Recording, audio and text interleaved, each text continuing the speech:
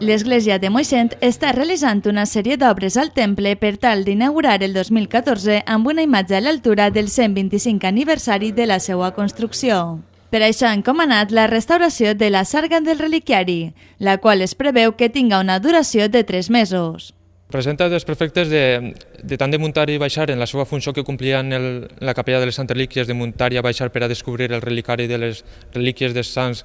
de l'església romana, de tant de muntar i baixar per a que se descobri el retaule, s'ha desgastat molt, també quan es guardava es plegava mal plegat, el qual la mateixa sarga se pot apreciar,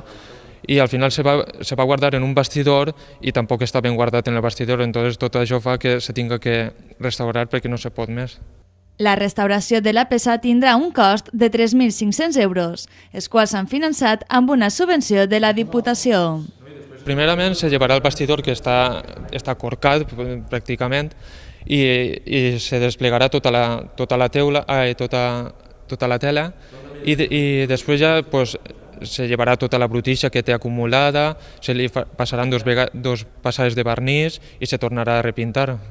Aquestes actuacions les estan realitzant al taller Art i Restauració d'Algemesí i una vegada que la sarga estiga restaurada, els campaners la traslladaran al Museu Pare Moreno, que és on custodien i mantenen les peces. Amb aquestes millores de l'església, els fidels de la parròquia Sant Pere Apòstol de Moixent es preparen per a donar la benvinguda a les celebracions pel 125 aniversari de la seva construcció.